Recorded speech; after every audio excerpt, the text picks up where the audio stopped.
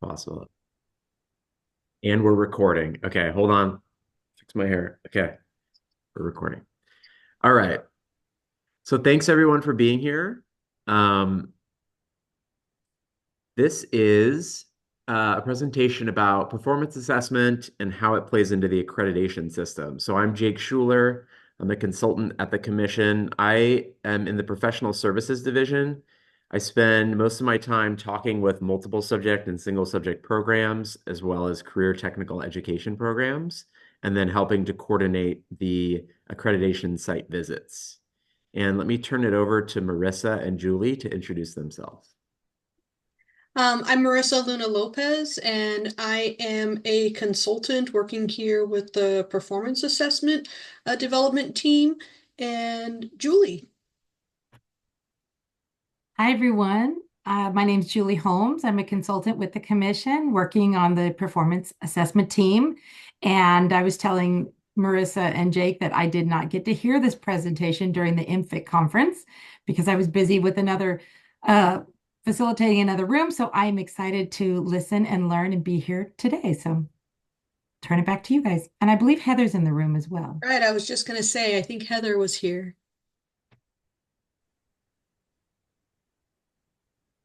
Oh,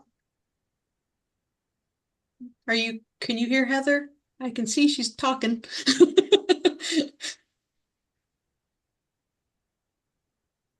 What about now? There we go. Yeah, Yes. All got right. you. Good morning. I'm another consultant with performance assessment. I'm Heather Kennedy. I also didn't get to hear Jake's presentation at the conference because I was presenting and facilitating as well. So excited to be here and listen and learn also. Great. And at the Meredith Fellows Conference, this was a little bit more of like a sit and get. We did a presentation and we didn't have a lot of time for questions. We've got more time today. That's kind of the purpose of this session, is to get a chance to go a little bit deeper on it, to actually engage with you as programs and staff and faculty. And so I'll put Marissa and Julie and Heather also on the spot. I mean, not like at this exact moment, but just please interrupt me or add on whenever you feel like it's appropriate. And feel free to, yeah, if you need your camera off to take a few bites, I'll do the same thing maybe. Although you can see me drink out of my water bottle. Okay, I'll get started. So, again, please interrupt and ask questions and as early and as often as you'd like. There's my name on that first slide, the role of performance assessment in the CTC accreditation system. Let's see how I advance my slides. There we go. Okay. Performance assessment data is part of accreditation throughout. Right? It shows how candidates who are completing your programs have the necessary knowledge and skills to be beginning educators. It's a reflection of their preparation in your program, and it's critical as a data source to understand how your program aligns with standards and and the TPEs. Some specifics on the standards. So Common Standard 2 is about candidate support. So that's thinking about, for all of the programs in your institution, how are candidates supported and guided towards being successful in the program? And then in continuous improvement, which is Common Standard 4, it's thinking about how do you as a program and as an institution have a regular process of looking at data and thinking about how to make adjustments and to continue to evolve the program to better serve candidates. And I'm going to go deeper into these in a little bit. Through coursework, it's thinking about how are candidates learning the content of the TPEs or CAPES, their clinical practice, they're having sufficient chances to practice those competencies. And then for the specific TPA and APA related program standards, thinking about how is the program setting up the appropriate supports, the required, the optional, the ones they're not supposed to be doing as well, and how are they implementing the TPA with fidelity. This is what the accreditation cycle looks like over the 7 years of the cycle. So when you're in year one as a program, you submit a set of precondition responses. Year 2 and 3, you're not submitting specific paperwork in those, but you are doing an annual data submission. In year 4, you submit preconditions again. In year 5, this is when things start ramping up towards the site visit. So many of you are probably familiar with this if you've been part of an accreditation visit, part of program review for your program or for your institution. In year 5, that's when you're doing a heavy submission to the commission on how you're meeting the standards and on how the coursework in your programs are aligned to the TPEs or CAPEs. After those are submitted, a team of peer reviewers will read those submissions and give you feedback on each part of it.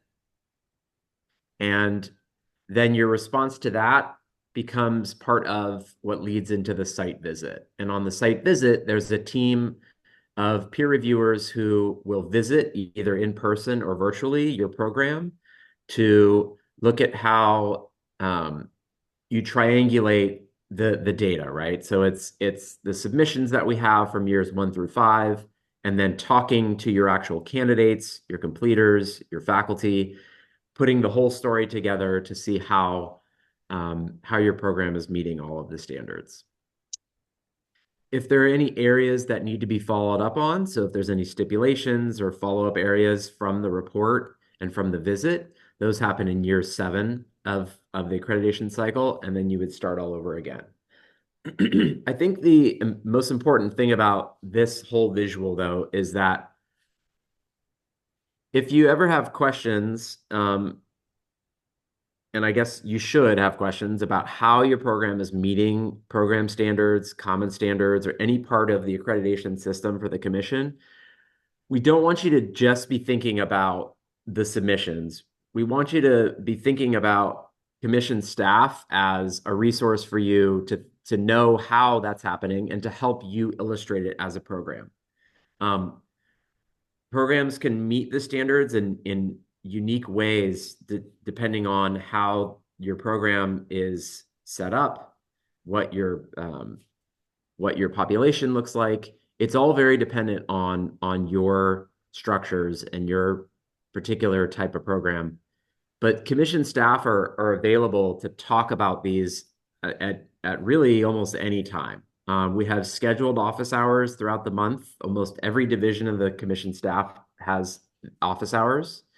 And also by email, we're available to talk or to respond, and then also setting up meetings one-on-one as well. So if there's ever questions that you have about particular parts of program standards or common standards and how you should think about it for your program, we're happy to talk at any time, not just thinking about, how do you have it ready for a full submission in year 5?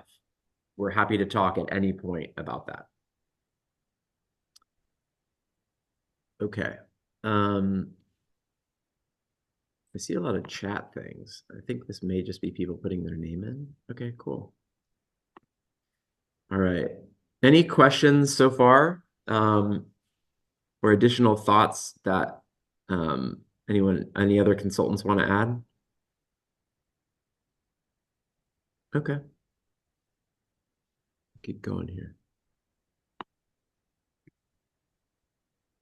All right, so to get a little more in depth about the common standards, Common Standard 2, this is specific language from the standard, talking about candidates are recruited and supported in all educator preparation programs to ensure their success, that they have appropriate information and personnel to guide them, and that that information and personnel is identified and accessible to them. And second, the evidence of progress in meeting competencies is consistently used for candidate guidance and support efforts. So this is something that programs should continually be thinking about is how do our candidates have the most appropriate information, the most up-to-date information on all aspects of the program and what they need to do to complete the program. So if you think about every update that happens in commission standards, if it's to, the transition from RICA to the LPA, if it's new standards for particular programs, um, any changes that happen along the way, those really should be reflected in what candidates are getting, both in if they're getting a handbook, if there's web pages specifically dedicated to helping guide them through it. So that's kind of one half of Common Standard 2 is like, can we see the documentation that shows appropriate updates? And then the second half is, do they know who the people are that they can reach out to for supports on each part of the program requirements? So when you're submitting documentation to the commission about these things, we're looking for, can you point to the evidence? When we get to the site visit, now we're interviewing faculty, we're interviewing support staff, and we're also interviewing your leadership, your dean or your superintendent or assistant superintendent, to ask them, do you also know about where these supports are and who's providing this information? And the other thing is we're asking them, if let me use somebody as an example. If Angela from William Jessup, since I see Angela a lot on office hours, if Angela decides that she needs to take another job or she moves to another state or something, right? What sort of processes are in place to make sure that the work Angela does to help support all candidates, like how does she have additional support so that it's not all on her? Because we know many of you are probably a very key component of how your program runs and how candidates are able to navigate the process for their credential. And so if you needed to step away, we want to know from the top leadership of your program as well, what happens and what's the process to ensure candidates are still getting the same program and the same supports if Angela or other key pieces of the program need to move on. Okay. Back to a little bit more about performance assessment and Common Standard 2. So the accreditation teams are looking at program pass rates for the performance assessment, looking at all of your program documents, completer surveys, so from candidates who have finished your program. And there are specific questions in there about how were the supports for specific TPEs and also for the TPA and completing the TPA. So then not only the surveys, but in interviews, we will talk to candidates about the supports that they've had. And what sort of remediation was given to them if they needed additional help to pass the TPA. And there's also now a specific performance assessment survey as well that comes in with the submission. Some of the questions down here are, thinking about passing rates and your program, are the passing rates related to curriculum? Do the candidates have enough opportunities to practice? And are there differentiated supports for those who are struggling or other reasons? One other thing I want to note, though, is a lot of this feels like it's the commission coming in with the site visit team looking for problems or looking for ways to, test you as a program on what are you doing? Why are your pass rates here? What are you doing right? What are you doing wrong? It feels like that a little bit when we're talking about accreditation, like this is the way to sort of catch you or hold you accountable. But more than that, I really think that, and if you've been on a site visit team, most of the report that is written and most of the interviews, the vibes are not like on the negative. They're very much on the positive. It's like 99% of the report and all of the site visit is about you being able to highlight the great things in your program. And so I do, as you're thinking about performance assessment and accreditation, I want you to think about what are the ways that you can highlight the great work that's happening in your program through supports for the program, for the performance assessment. So not just on, even though I'm going through all the standards, not just on how are we meeting each standard, but really like how can you show some highlights of your program on how those supports are taking place. Because that's really what your candidates talk about too. They really highlight the great things about your program. Okay. The other common standard to bring up related to performance assessment is that continuous improvement that I mentioned. Again, it's the unit. So it's thinking about not just even your program, but all of the programs at your institution. How is there a process to think about continuous improvement, that it includes multiple sources of data? And we know that the team is always looking at the performance assessment data and thinking about how the program analyzes areas for improvement. So another example here is, there are programs who their performance assessment numbers are at this level, and there are others that are a bit lower or a bit higher. That's just the nature of how data looks. So a continuous improvement process for Common Standard 4 is not just about what is that number for performance assessment or any number that you're tracking as a program. It's about what are the numbers that you have and how are you thinking through them as a program? And then what are your goals for the next year or the year after that? That's continuous improvement, not feeling like you have to always have the top number, but how are you thinking about making that number go up, or understanding what that number means for your program?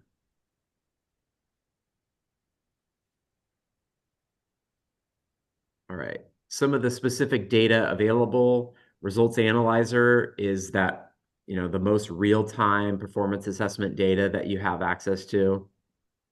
We have year-over-year pass rates that go in through the data dashboards. And then we have, also qualitative data thinking about, the interviews with your candidates, with your faculty, talking about where is the support, where could things be better, where could there be more support, or maybe where is there too much, and there could be a different focus. All right, so this is getting even deeper into Common Standard 4, but thinking about where is there deliberate and an explicit use of that data. Making sure also, again, it's not just on you. So making sure that you've got a team that's able to dig in on these things with you. So it's not just Sylvia from Vanguard completely in charge of analyzing all of the data for her program and thinking about, Sylvia, what are we going to do next year to get these numbers better? The team is more concerned not about the number, but about that Sylvia has a team of some sort that she's able to rely on to talk through the data and think through as a group.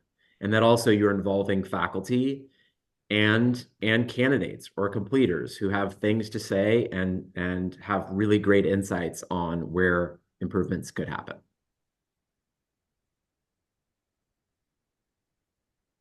Okay, before I move off of the common standards,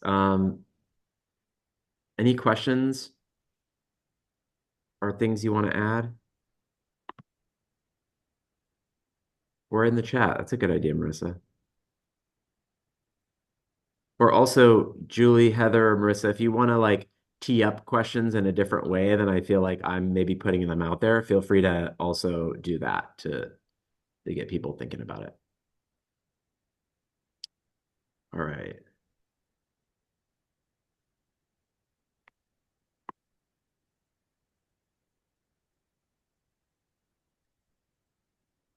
So moving from the unit level requirements where we're talking about the whole organization, now more specific to programs. So you'll see this is a specific program standard. It doesn't have it there. It should be MSSS. Oh no, I see. Program standard 2 for all three of these programs. So in PK3, multiple single and ed specialist, this is program standard 2 rather than common standard before. These are the program ones. And in task programs, this is program standard 6. So it's looking at how does the program have candidates thinking about mastery towards the TPEs. You know that when you're doing a course matrix for submission for program review to the commission, you're actually lining up your courses against the TPEs or the CAPEs. You're doing the matrix where you're linking the I, the P, and the A, showing where it's introduced in coursework, where it's practiced, and where it's assessed for each part of the TPEs.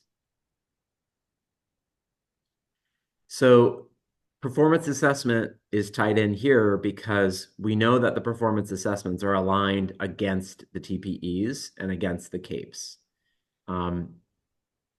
So the results and the incremental results, by each rubric, by each part of the performance assessment ties into the TPEs.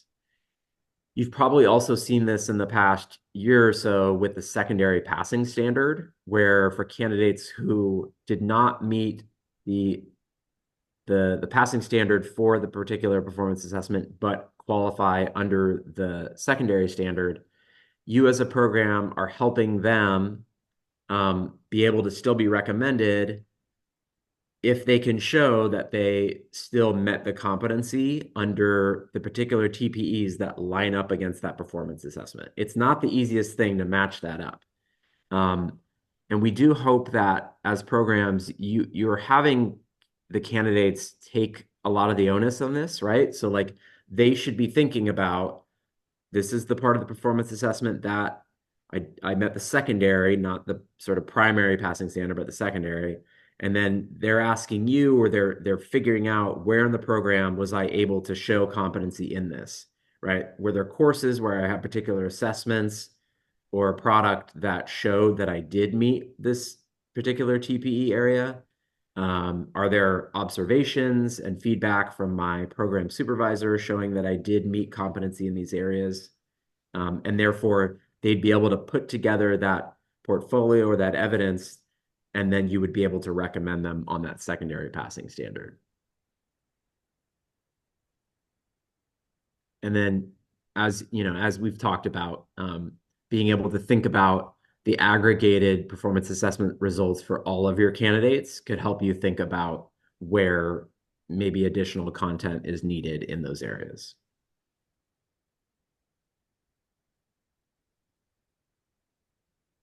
All right. So that was the specific program standard around usually coursework and thinking about the TPEs. This is program standard 3 for multiple and single programs, and PK3 and Ed specialists. And then for PASC, it's program standards 7 and 8. So again, clinical practice is now, where they're able to show what they've learned and apply it in, with students in the classroom. It relies on, their opportunities to practice the TPEs. It relies a lot on knowledgeable and helpful district employed mentors and university supervisors. And it relies on feedback from them, from both supervisors as well to the program on where could these candidates use more support or more emphasis in the program. Okay, I'm putting an official pause in the presentation for questions. So let's take a minute, and I'll turn off my voice for a minute, and I'll turn it over to, why don't I turn it over to Marissa first, because technically you're unmuted, to give me any thoughts, and other staff, and then any questions from programs. Well, I have a thought. I don't really have a question, but I really like how you've been kind of explaining where performance assessment is looked at in these different places and in these different standards. Oftentimes, we often live in these silos of where performance assessment exists and how it, it works within a program. And it's nice to see like where it all, plugs in. I'll put Julie on the spot now. Any Yes. questions or anything you'd like to lead the group with? I just want to echo that, as programs that you're managing so many different things and you're thinking about accreditation and you're thinking about meeting the needs of your candidates. But it's so important to keep going back to the data that the performance assessment can provide to you of how your candidates are doing, where they're excelling, where they're struggling. Look at that rubric level data as well. The data can really drive your continuous improvement and that's important to showcase as you're coming up on your accreditation visit about how you're thinking about and how you're continuously improving your program. So just echo all the great things you're saying. It's fantastic. Great. Thanks, Marissa. Thanks, Julie. Um, let's do something slightly easy. Okay. So if programs can do either a thumbs up like this in the screen or a thumbs up like in the little thing where you push it on the bottom and it puts a thumb in your screen, if you know how to access your results analyzer. Let's see. Okay, cool. I see some thumbs all around. Okay. Cool. What about, okay, same thing, thumbs up if you know how to access your ADS system and see the data in there. That's the commission's dashboard and see that. Okay. Oh, and actually, yes, thank you for the thumbs down. That's actually really helpful too. Okay. Let me see. Let me do this. So if you have any issue with either of those, let me give you some email addresses to send feedback to because I want to make sure that everybody has that.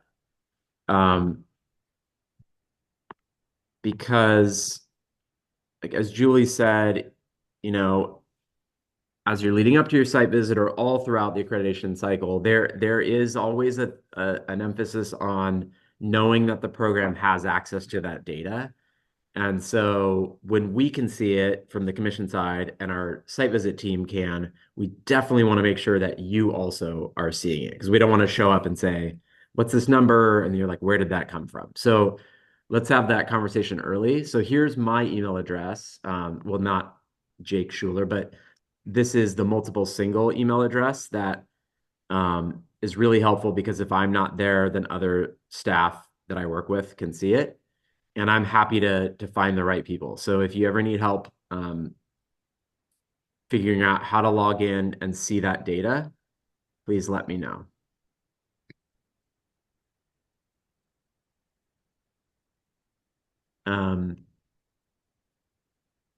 Would this be the same address for Ed Specialist? Ed Specialist is this email address.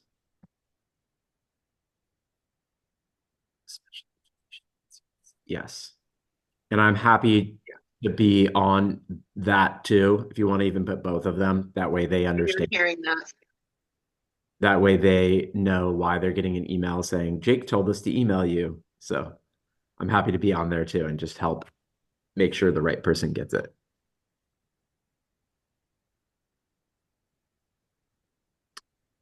Yes. And I see Cecilia's chat. Thank you for putting that in there. Yes, I think we're going to share out the PowerPoint, right, Marissa, after. Great. All right.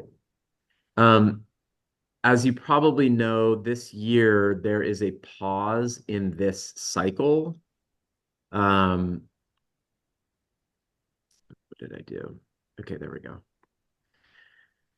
During this academic year, most programs are not having their site visits. It's been delayed by a year because commission staff is working on doing the literacy certification to see how programs are covering the new literacy standards and TPEs.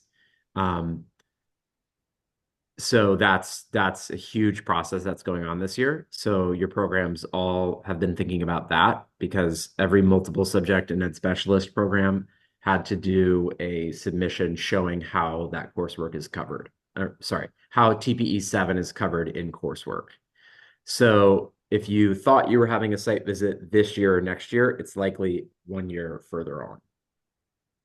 But when you're making updates to courses, we encourage programs to reach out to us. We're happy to talk through it at any time and to make sure you've got things documented now so that you don't have to, when you get to year 6 of this cycle, you're not trying to remember why did we make this change in year 3, and it's 3 years back. So I'm always happy to help programs think through like, let's update some of your documentation now so that you've got it on hand in a couple of years when you've got a site visit team asking you questions about why did you do this particular change.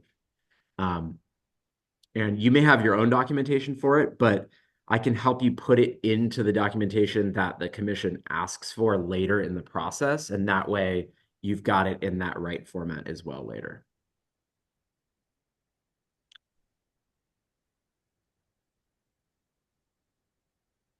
All right. Let's see, I'll go back to my questions slide and then let's go to Kathleen's question.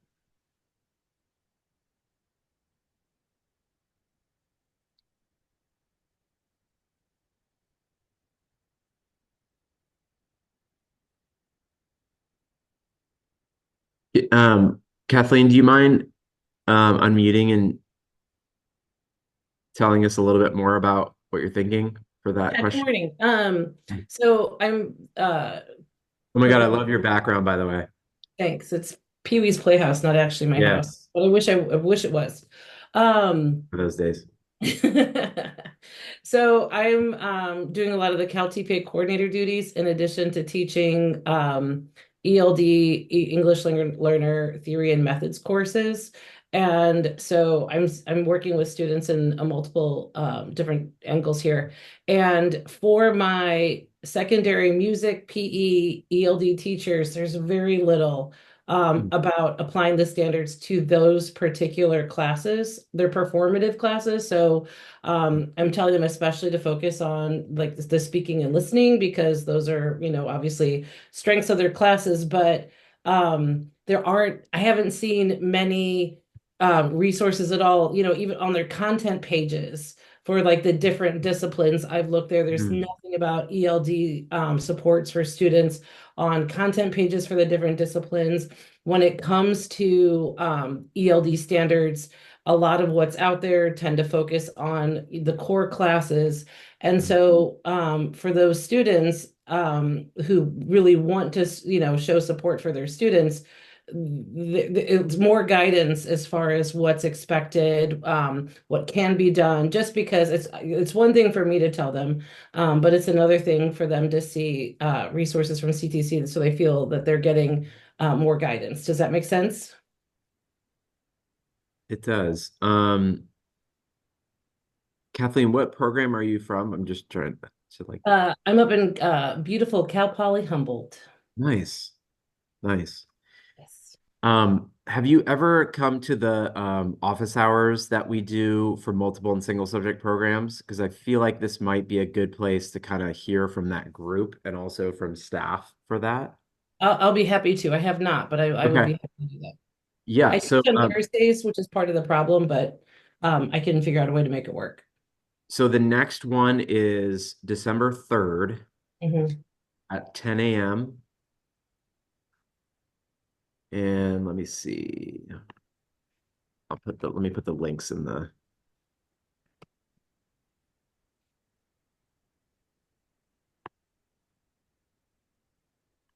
okay, get that. Got the link. Okay. That link I just put in the chat has the Zoom links and the times for the office hours. Um,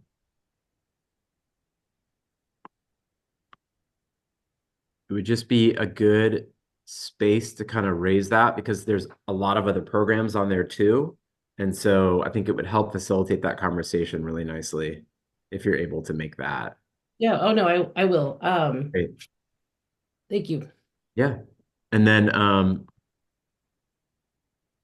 also feel free to send me kind of that thought to this email address, the multiple single at CTC. Just, as you know, it kind of helps create like a to-do list too for Yeah, everybody. yeah, for sure. Thanks so much for the question. Mhm. All right, great. And when can we expect TPA samples for ed specialists working on the ed specialist samples? Oh, cool. All right. Oh, thanks, Sasha, for the shout out about office hours. Great. Okay. I'm going to keep going and feel free to stop and add other questions.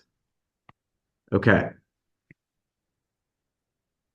So this next slide is kind of that nuts and bolts of implementing the TPA. Marissa does and did a really great presentation on what this can look like as far as those supports that, let's see if I even have, no, I mean, she's got a really in-depth presentation about those required supports, those optional supports, and those ones that you're not really supposed to be doing as a program. So this is program standard 5 for multiple single, 6 for PK3, and 8A through C for PASC. Talks about making sure that the placement for your candidates allows video recording, that your program is maintaining the data, thinking about results over time.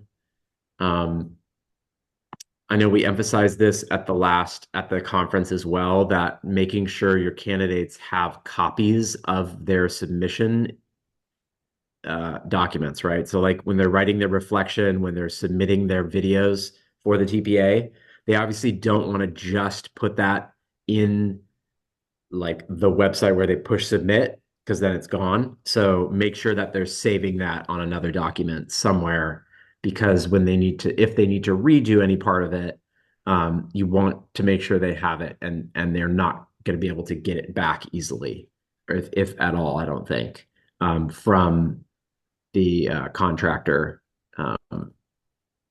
So making sure that they've got that documentation. You want to make sure they have the clear and accurate information about all of the cycles for the particular model.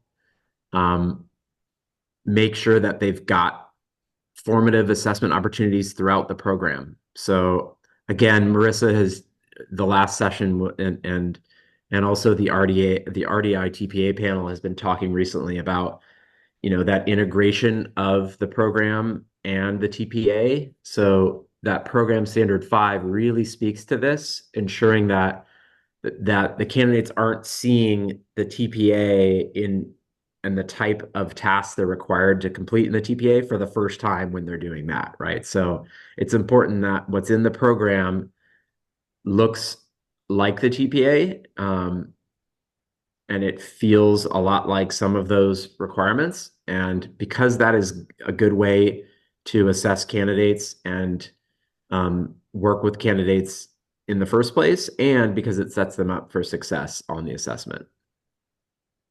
Making sure candidates understand it must be their own unique work and that the program provides that remediation support and guidance in how to resubmit. Assess for qualifications, training, and scoring. We know this is a little less emphasized these days because there's very little local scoring of performance assessment, but that's still in the standard to think about that if that's something your program has done. Okay, programs standard 6 for multiple single, 8A through C for PASC, and program standard 9 for PK3 is about the development of the IDP. The IDP is the document that goes, and it's the individual development plan. And I feel like I miss that sometimes. So someone correct me if I got those words wrong. But this is the document they take from their preliminary program to their clear program.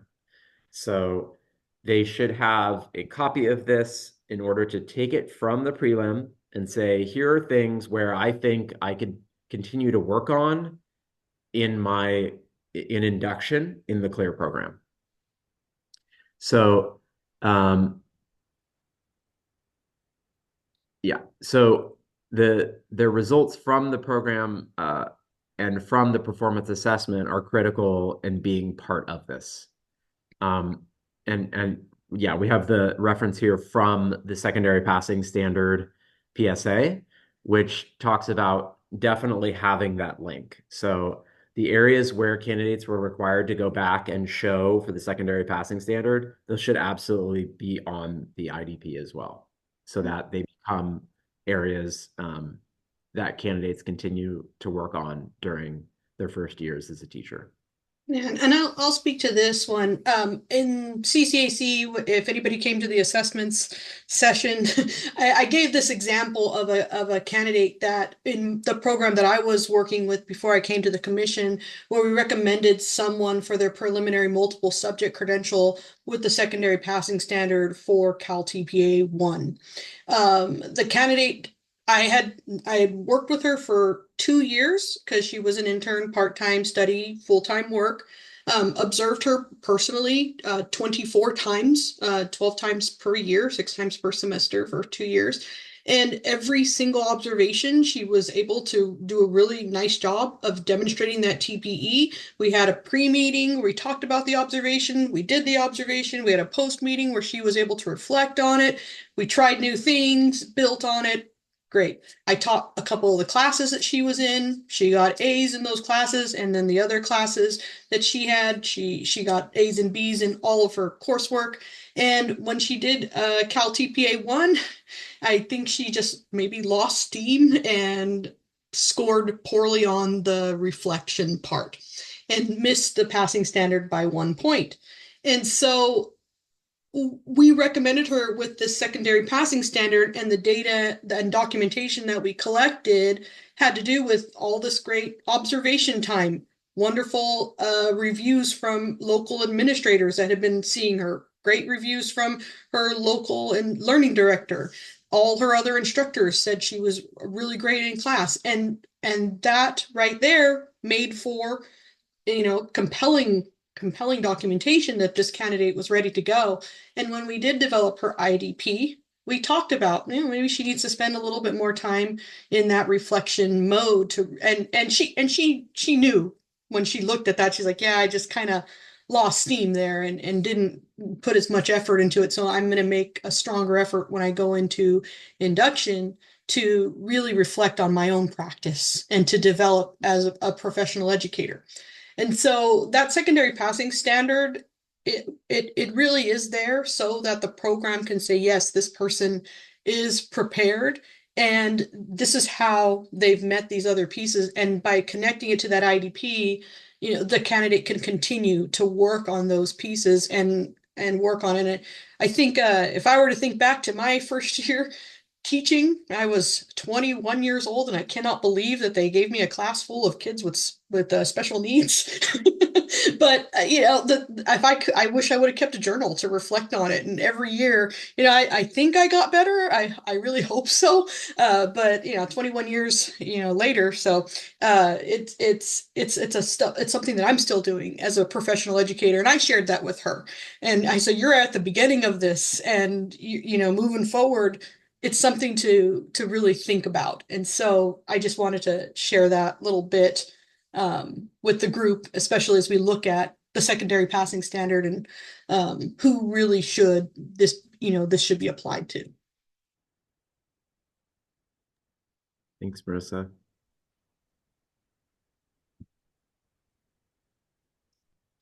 Just looking at some of the questions in the chat. I'm not really good at looking at them as I'm talking. So are the year 7 assessment materials dated? The new materials for the LPA, they've not been released yet. When is the release? We will be communicating the release date. Got it. Right. So it's in the field test and then it'll be released. Is that what it is, Heather? So it's not released widely Right. until after. Okay. Yeah, I can explain a little Changes. more about that. So right now, everything that's live and everybody has access to on either the CalTPA or the Ed Specialist CalTPA website when candidates register, when you all go in, Those are the year 7 materials for CalTPA and the year 3 materials for Ed Specialist. If your programs are participating in the literacy performance assessment field test, you'll receive those materials directly from our technical contractor after we hold our first webinar, which is coming up next week. Those will not be released through the website, and that's because the field test is a relatively small pool in the grand scheme of things. So we'll be releasing those materials directly to you following our webinar once those are ready to go with you. And then I did see a question about a manual for the CalTPA coordinators. So that link that you put in the chat, Kathleen, if you click on assessment materials, the CalTPA program guide is designed specifically for faculty. And the assessment guide is written for really for candidates, but it's helpful for faculty as well and those who support candidates.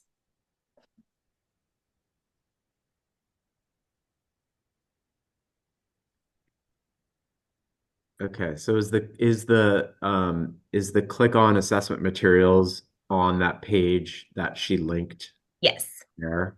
Okay. Yeah. Oh, I see at the bottom. Yep. Okay. CalTPA. Got it. And sorry, can you say that again, Heather? So one of them you said is more for candidates and one is more for faculty? Yeah, so the assessment guide that is in the password protected zip file is really written I for see. candidates. Also super helpful for faculty when they're supporting the candidates. But the program guide, which I just dropped that link in the chat too, is really written to support faculty or mentors, cooperating teachers, someone who is supporting a candidate through the process. Think of Great. the program guide as like the teacher's edition. Mhm. It gives you all it's very comprehensive. So if you kind of use the table of contents, it's very long, but it Yeah. can really help you if you have a specific question, if you're worried about, are we meeting remediation? Are we meeting acceptable supports? What is the structure? I'm not familiar with it. This guide will really be your kind of one-stop shop.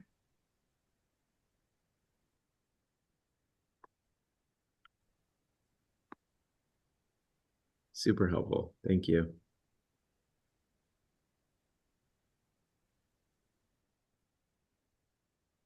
All right. All right, cool. All right, where was I on the slides? Okay, let me keep going on these. And these are great questions. I'm learning a lot too. My brain is not always in performance assessment because I've got other areas. So I love these questions too. This helps me remember where things are. All right, so that was the IDP. This is about the data dashboards. And again, if you don't have access, feel free to get in touch and let's make sure you know how to see it. There's publicly available dashboards, although those don't have all of the data. So the publicly available ones have certain data, but there's also ones that are specifically available that you can see that have more detailed data. Those are available to you, to the staff at the commission, and to the site visit teams. And as it says here, just for that period leading up to and during the visit. And again, the results from performance assessment, they help commission staff and the team members, and also the institution to think about areas for continuous improvement. Here is a snapshot of what it would look like within the dashboard. So you'll see here on the left, it says institution. So this would be specifically for your program. And then this is the state average here. So the team is looking at, what's the mean here for each different rubric number. They're thinking about, okay, they can see for many of these where kind of some of the highs are on average for the score and where some of the lows are. And then they're looking at that for your program. They're not going to have a stipulation in the site visit report that says for mathematics cycle rubric 1.6, there's a major problem, they're going to just ask you, hey, what are your thoughts on this? Why do you think for your program this particular rubric is a struggle? They see that for the state, it can be a struggle across for many candidates, but it is good data for you to be able to think about. This is a snapshot from the dashboard showing this is for surveys. So this shows how your candidates answered questions related to their supports for the TPE areas, for content specific to multiple subject, for their field experience, or if they're an intern, and then also their performance assessment supports. So here you'll see some of the questions. So again, this is the state average over here on the right. This is their program on the left. So again, right? So we're looking at where did candidates feel like they could use additional supports. So based on like you can see the color legend at the bottom. So it looks like a lot of people had questions on this particular one. If you were not successful, how well did your program provide remediation? There may be some correlation on people that did not pass and how they're feeling about the remediation. But this helps the program think about, your candidates are giving you certain information, but then also here's their anonymous survey. All right. So again, how is the data analyzed and applied?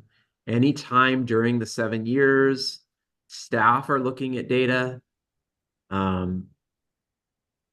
It may indicate areas where the program could focus on, coursework or their field work or other supports. The performance assessment team and the non-performance assessment, the program side PSD team, we offer those office hours throughout the months, different webinars, and of course, individual program meetings. And the data helps inform the commission, other educational partners, and other communities of interest about the validity and reliability of the performance assessment as a whole as well. So again, the information is provided during program review in that year 5, and the common standards in year 5. We look for evidence in handbooks of the supports that you have around performance assessment. We look for it in candidate materials, in syllabi, and then thinking about who is involved. Again, right, making sure it's not just you, it's not just the credential analyst, it's not just the chair or the CalTPA coordinator or the EdTPA coordinator. It's that you've got a team of support and the candidate has a team of support. We see it in the dashboards during interviews. And, again, down here, a single piece of data does not determine findings. It's just used as a point of inquiry for the team. And, we're talking about accreditation site visits. We're talking about peer review. So you've got people like Jake Schuler who are helping to coordinate and lead the team, but you've got your peers who actually work in programs and understand what it's like to run a program and to lead candidates. They're the ones that are on these visits. So we're ensuring that we've got peer reviewers who understand that point of view, but then we're also making sure that they're focused on how are you meeting the standard, not how are you meeting the way they meet it in their program. So that's something we work on as consultants, is making sure we advise our site visit reviewers on sticking to the standards, and that programs can meet it in unique ways, that they don't always meet it the same way that their program might. That was okay, and that's the last slide. This is the full PSD contacts webpage that includes the email addresses for our performance assessment team, for all other different subject areas as well. And that's the end of my slideshow. So I'm ready for other questions or to look at the chat.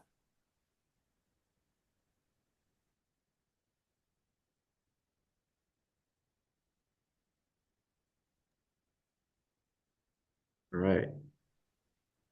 Anything else you want to add, Marissa or other staff? No, but I think Belinda, do you have a question? Do you want to unmute? Thank you. Um, Hi, everybody. Thank you so much for doing this. And it was good to see those of you who presented at CCAC last week. Really helpful. So our program is going to be considering shifting from the EdTPA to the CalTPA model. And they're looking probably to make that decision in the next month or so. So my question is really just around the timeline for submitting the TPA model transition plan that I found in PSA 2018.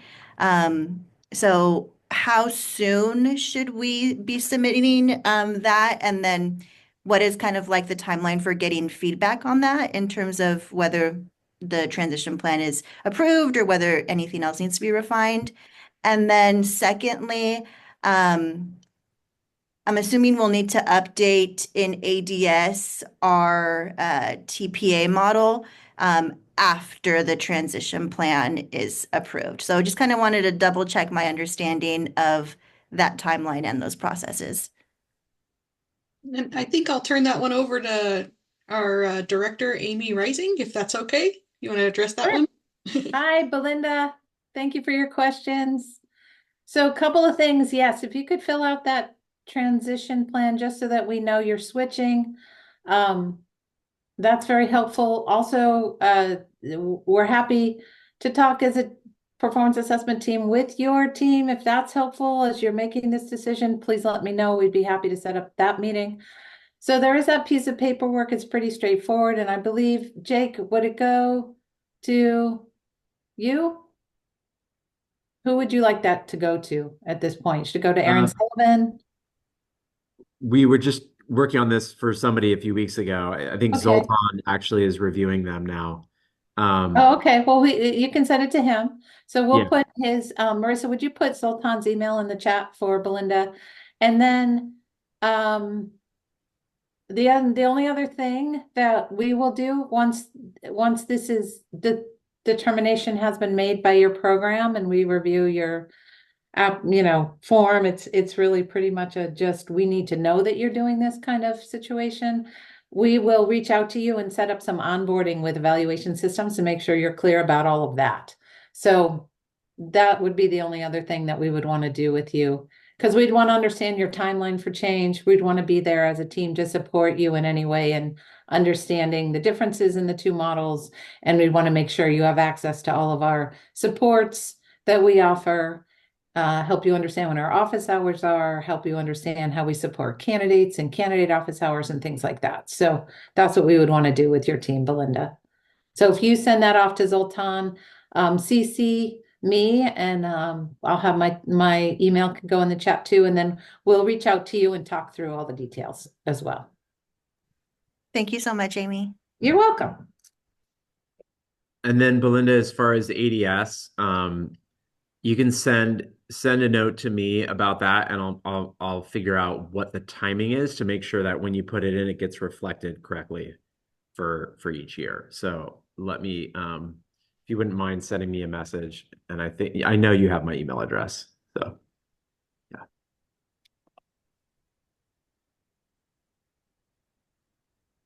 Belinda, do you mind if I just ask you a follow-up question? Which programs are you all supporting? Which programs would you want to be?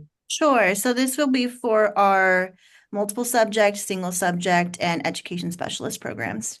Okay, great. Good to know.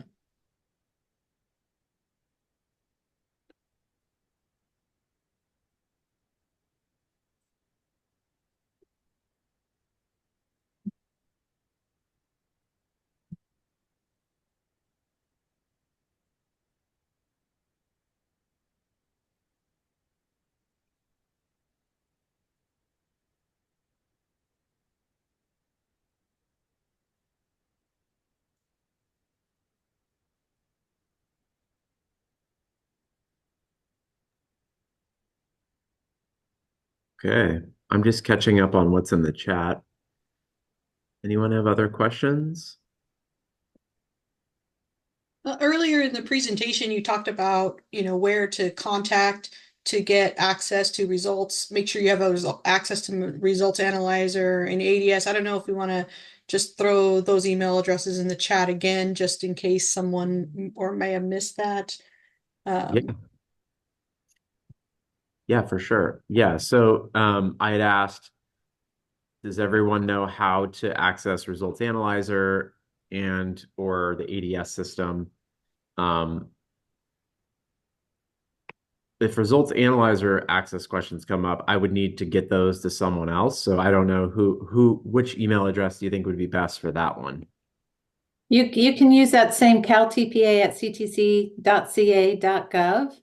And Results Analyzer is an online platform that is used both by the CalTPA model and the EdTPA model. It is a system that sends you the data for your teacher candidates all year long, basically, after every scoring window. So it gives you access to your data for your candidates in their performance assessment work. This is true for CalAPA as well. And it allows you to go in and manipulate that data and sort it in different ways so that you can, at your program level, really study what's happening all the way down to the individual candidate level. We do trainings on Results Analyzer 3 times a year. We do it in our new coordinator training in the fall. We do it in January, close to when we do our program coordinator outreach. And then we always do it also at CCAC. So it was just done. And if your program just wants an RA training, we can help set that up just for you and your program as well. So it does help to have a little bit of training on how to use it.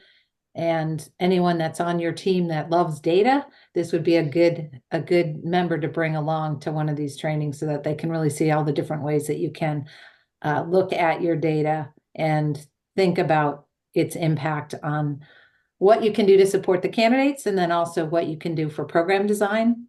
And it gives you information at the rubric level, etc. So it's a very handy tool to have, and we'd love to help you learn to use it. So just reach out to us at CalTPA at ctc.ca.gov, and we'll be happy to reach back to you and set something up. Yes, and thanks, Amy. And then Georgia, your question is a nice transition to what I was going to say. So yes, the ADD, the dashboard, comes from what is submitted in the ADS by the program. It also pulls in your results from different surveys, right? So from candidate surveys, from mentor surveys. So it has everything. And again, this is the dashboard that the team and commission staff have access to. So again, we really want to make sure that the program knows what's in there and can see what everyone else, related to accreditation is looking at. So, and it has the year over year TPA information. It's not as quickly updated as Results Analyzer, but it's what the accreditation team or staff is seeing on that sort of yearly basis. And it's what Belinda asked about as far as what to update. So it's kind of the one-stop shop now for like contact information, for pathways, for all of your programs, and it's got survey information and performance assessment. So again, if you feel like you're not sure if you have access, feel free to email me and I'll make sure that you have access to that as well.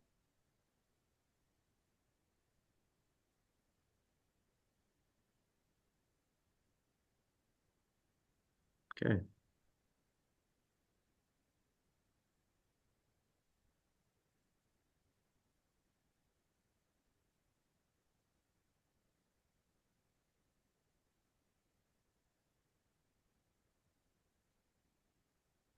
Okay. Any other questions or directions we want to go with additional time?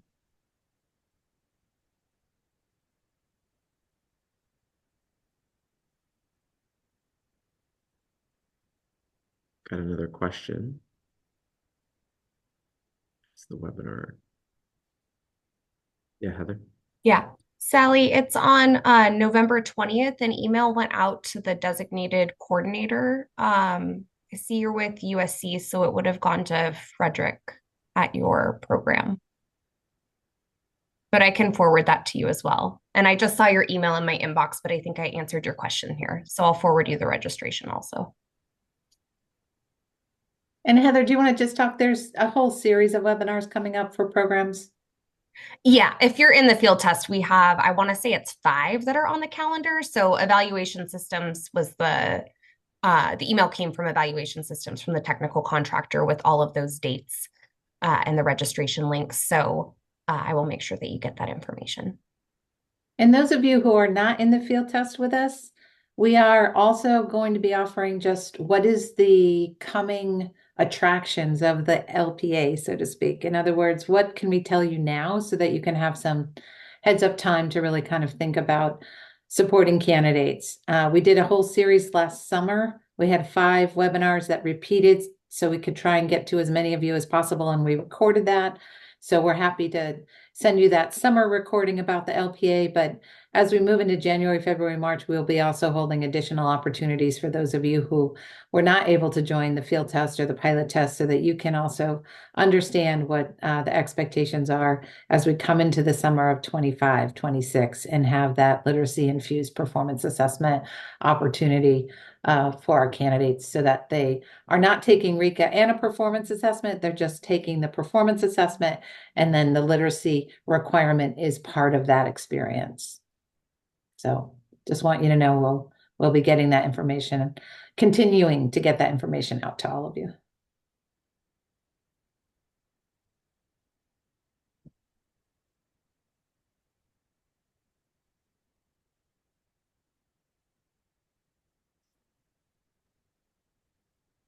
Okay.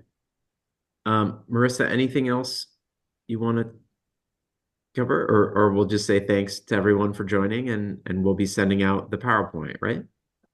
Yes, and I was we did record this session, so as soon as we get it uploaded as a YouTube link, we'll be sending that out as well. But thank you all for attending today. Thank you for the wonderful questions. There weren't a whole lot because it was such a comprehensive and well done report. Thank you, Jake. We really appreciate it. And it was great to see everyone this morning, and hope you have a great rest of your day.